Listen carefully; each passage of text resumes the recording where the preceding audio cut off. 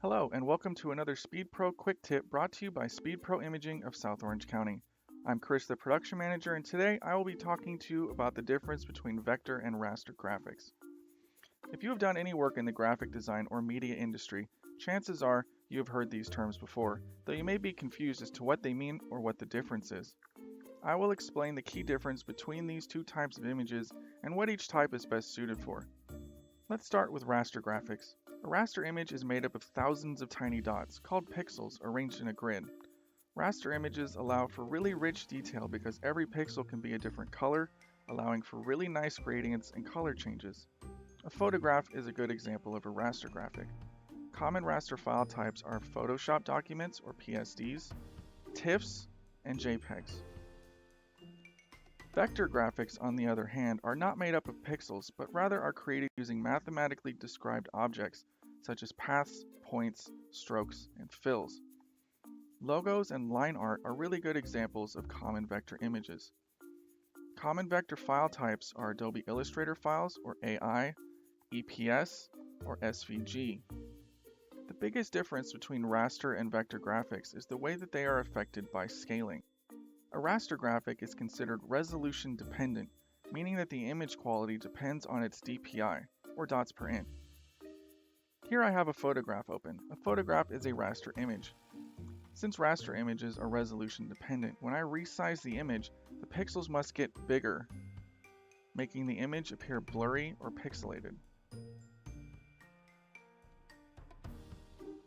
You can already start to notice the grid the closer I get to the image, making the image appear blurry around the edges. Vector graphics, on the other hand, are considered resolution independent, meaning that the quality of the image is not affected by resolution. Here I have a vector image open, and notice the points and paths used to make up the image. Since vectors are resolution independent, I am able to scale this image to any size I want without causing any pixelation or blurriness.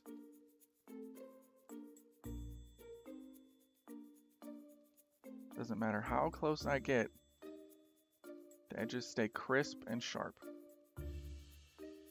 Each format has its benefits and drawbacks. Let's review each format. Raster images are displayed using square pixels arranged in a grid. They are resolution dependent, meaning they do not scale well. File sizes are much larger due to the thousands of pixels in each file. They are great for high detail, high color images like photographs and digital paintings where smooth color and gradient changes are necessary. Vector graphics are displayed as mathematically described objects using points, paths, strokes, and fills. They are resolution independent, meaning that they can be scaled to any size without loss of quality. File sizes are much smaller since the computer has to deal with only a few points rather than thousands of pixels. Vector art does not really have the ability to achieve the same realism as a photograph, so its use is somewhat limited to logo design, line art, and large format graphics. Depending on your customer's needs, choosing the right graphic format is important. I hope that this has helped clear up any confusion you may have had regarding raster and vector graphics. Thank you for watching Speed Pro Quick Tips. Please subscribe and stay tuned for more helpful videos brought to you by Speed Pro Imaging of South Orange County.